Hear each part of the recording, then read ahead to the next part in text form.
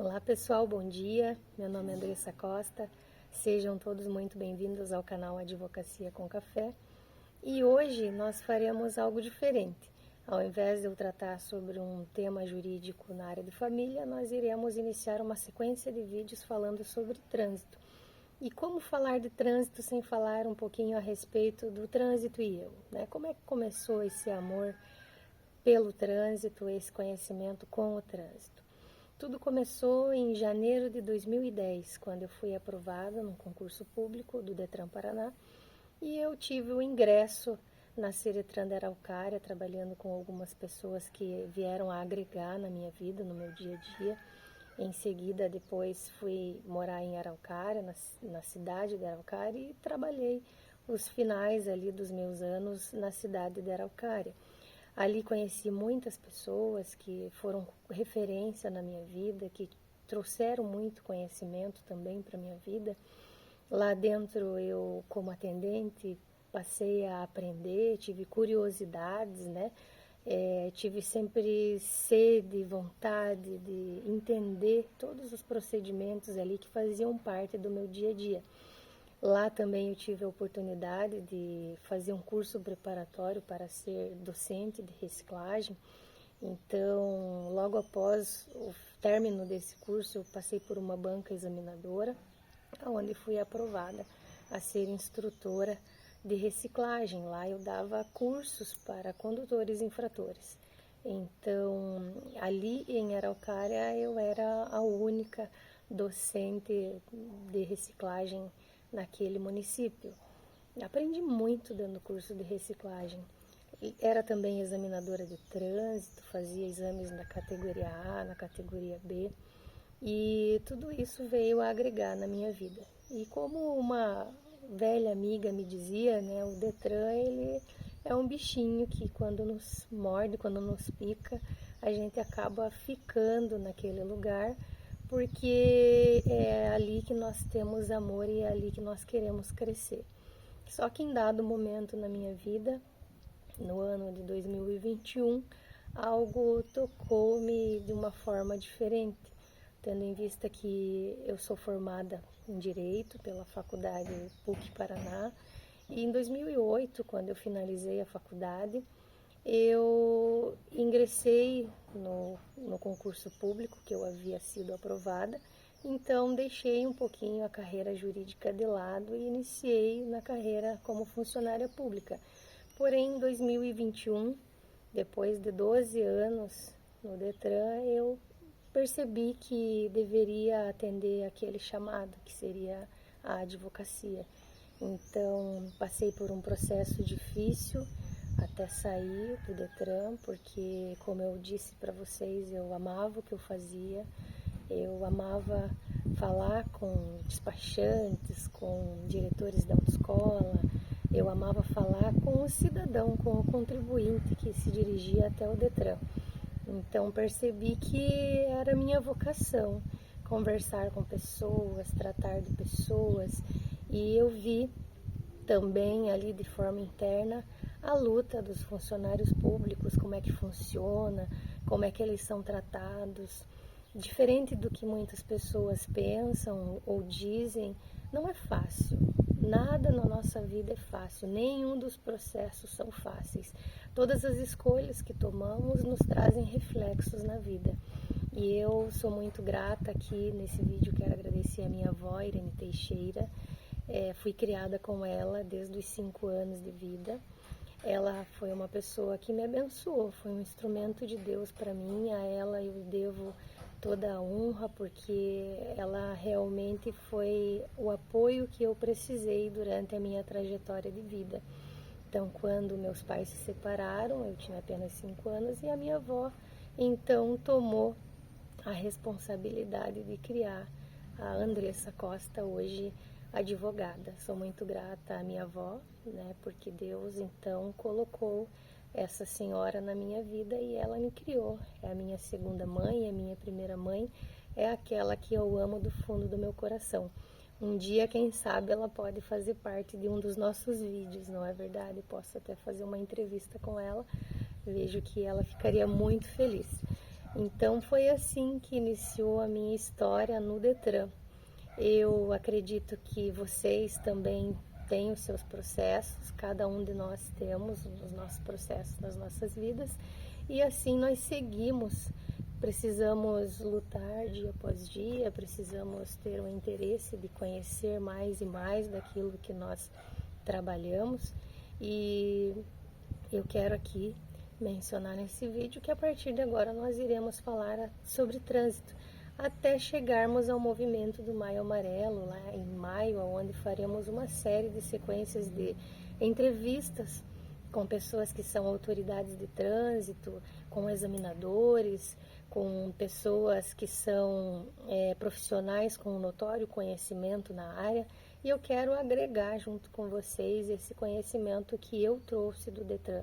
Mas é claro, continuamos estudando, nós como seres humanos precisamos sempre estar em busca da evolução, porque não sabemos tudo, então o conhecimento é tudo que nós precisamos, uma vez que o conhecimento encurta caminho. Eu quero agradecer pela atenção de vocês aqui dedicada nesse vídeo. Estão vendo que eu estou num ambiente diferente, né? Estou em casa. Graças a Deus consigo falar com vocês daqui também, da minha casa no litoral. E hoje, para não perder o hábito, eu trouxe uma breve leitura e finalizaremos com a nossa oração, tá bom? Quero dizer para vocês, hoje nós vamos ler o nosso texto bíblico lá em 1 Samuel. 1 Samuel, no capítulo 1, e ali eu farei a leitura com vocês de alguns versículos, não todos, alguns versículos apenas. Logo após eu faço a interpretação e finalizaremos com a nossa oração, tá ok? Então, 1 Samuel, capítulo 1, vem falar sobre uma mulher, é a história de Ana. Ana era casada com um homem que se chamava Eucana. E naquele período, nessa história, o homem que casasse com uma mulher estéril poderia ter outra mulher. E ele era casado com Penina também. Então, Ana, nessa história, tem um resultado muito lindo diante de Deus. Eu vou fazer a leitura aqui com vocês e logo encerraremos. Então, 1 Samuel, capítulo 1, diz assim: Havia um homem de Ramataim, Zofim, na região montanhosa de Efraim, chamado Eucana, filho de Jeroão, filho de Eliú, filho de Tou, filho de Zuf, efraimita. Ele tinha 2 mulheres, uma se chamava Ana e a outra Penina. Penina tinha 2 filhos, Ana, porém, não tinha. Todos os anos esse homem subia da cidade para adorar e sacrificar ao Senhor dos Exércitos em Siló, onde os 2 filhos de Eli, Hofni e Finéias, serviam como sacerdotes do Senhor. No dia em que Eucana oferecia sacrifício, costumava reparti-lo com sua mulher Penina e com todos os seus filhos e filhas. Porém, dava uma porção em dobro a Ana, pois a amava, apesar do Senhor tê-la deixado estéril. Então, Ana era uma mulher estéril. Tinha o amor do marido, mas não conseguia conceber um filho, não podia conceber um filho, e isso era algo que a entristecia demais. E Penina era aquele espinho na carne de Ana, porque Penina provocava Ana, dizia que Ana era uma vergonha, até porque naquela época, se a mulher fosse estéril, não desse um filho ao marido, ela era julgada por todos. Então, além de Ana passar pelo julgamento de todas as pessoas, ela ainda enfrentava o julgamento de Penina. E até o próprio marido a julgava. Vamos continuar o texto e vocês entenderão. Mas sua rival a provocava muito a fim de aborrecê-la, porque o Senhor havia deixado estéril. Isso acontecia todo ano, quando subiam à casa do Senhor. Penina provocava Ana, que então chorava e ficava sem comer. Então seu marido Eucana perguntava-lhe: Ana, por que você chora? Por que você não come? Por que o teu coração está triste? Não sou eu melhor para ti do que 10 filhos? Então até o marido julgava os desejos de Ana, julgava a aflição de Ana, perguntando: não sou eu melhor do que até 10 filhos? Continuemos aqui. Então Ana fez o seguinte voto a Deus: Ó Senhor dos exércitos, se deres atenção à aflição da tua serva, te lembrares de mim e não te esqueceres da tua serva, mas lhe deres um menino, eu dedicarei ao Senhor por todos os dias da sua vida, e navalha não passará pela cabeça dele. Enquanto ela orava ao Senhor, Eli observava seus lábios. Então, enquanto Ana orava no templo, tinha lá o sumo sacerdote Eli. E Eli passava por Ana e via Ana orando, apenas mexendo os lábios. E Eli, ainda para piorar a situação de Ana, Eli também começou a julgá-la, porque achava que, como ela só movimentava os lábios, achava que ela estava embriagada. Então, enquanto ela orava ao Senhor, Eli observava os seus lábios. Como Ana orava em silêncio, seus lábios se moviam, mas não se ouvia a sua voz. Por isso, Eli pensou que ela estivesse embriagada. Mais essa. E ele lhe disse: até quando ficará embriagada? Deixa de beber vinho. Mas Ana respondeu. Depois de toda a aflição que Ana passava, ainda teve calma, teve paciência e respondeu ao sumo sacerdote: não, meu senhor, sou uma mulher angustiada. Não bebi vinho nem bebida forte, mas derramei a minha alma diante do Senhor. Não penses que tua serva é uma mulher sem valor, porque tenho falado até agora da minha grande ansiedade e aflição. Eli respondeu a Ana: então vai em paz, e que Deus de Israel te conceda o pedido que lhe fizeste. E ela disse: que a tua serva encontre graça diante de ti. Então a mulher seguiu o seu caminho e comeu, e a sua aparência deixou de ser triste. Isso significa que todas as vezes que nós nos encontramos angustiados, tristes, abatidos, embora você tenha um problema que talvez pense que não consiga resolver, é melhor dobrar os joelhos diante do Senhor e acreditar que somente Ele pode resolver o teu problema. Então, quando você se prostra na presença do Senhor, é ali que você entrega a sua aflição, a sua angústia, as suas lamúrias, e se entregou todas as suas dificuldades aos pés do Senhor. Ao se levantar, se levante diferente, porque você entregou todas as suas questões, todas as suas pendências para o Pai, entregou para a pessoa certa. Então, seguindo, passando por esse período, o que aconteceu?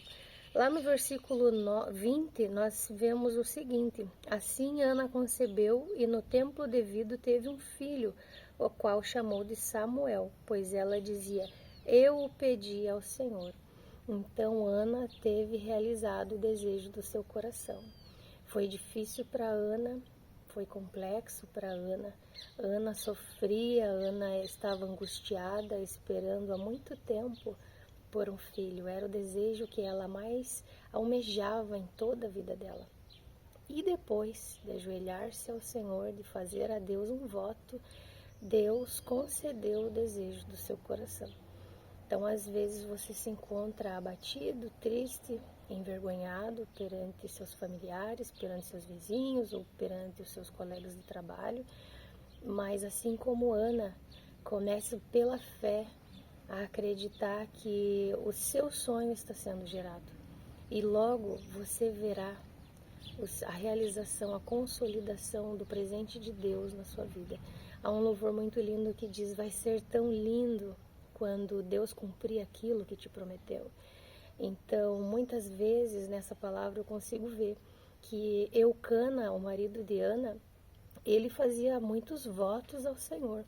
Talvez Ana nem fizesse votos, acreditasse que pelo fato do marido subir a Siló e a entregar a Deus sacrifícios, talvez através da fé dele ela pudesse até alcançar o desejo dela, não sei, é a minha interpretação. Mas quando ela por si tomou uma atitude, uma decisão de fazer um voto com Deus e decidiu por ela pedir ao Senhor que lhe concedesse um filho, e esse filho depois ela consagrou a Deus, e com 3 anos de idade ela o deixou no templo com Eli, e daí, a partir dali nós tivemos o profeta Samuel, que foi uma bênção, né? Na Bíblia nós falaremos a respeito dele em determinado vídeo. Mas nessa mensagem eu quero dizer a você, acredite. Existem pessoas que quando passam por situações difíceis deixam de acreditar. Se afastam do Senhor e acreditam que não é o Senhor que vai realizar o desejo dos corações. Muito pelo contrário. É na dificuldade que nós precisamos nos aproximar de Deus. É Ele, o grande El Shaddai, que conhece todo o nosso coração. Ele sonda o teu coração, Ele esquadrinha o teu coração. Ele sabe tudo o que você precisa. Embora você talvez pense que está passando por uma situação a qual precisa resolver há tanto tempo, eu te digo que o tempo não anula a promessa.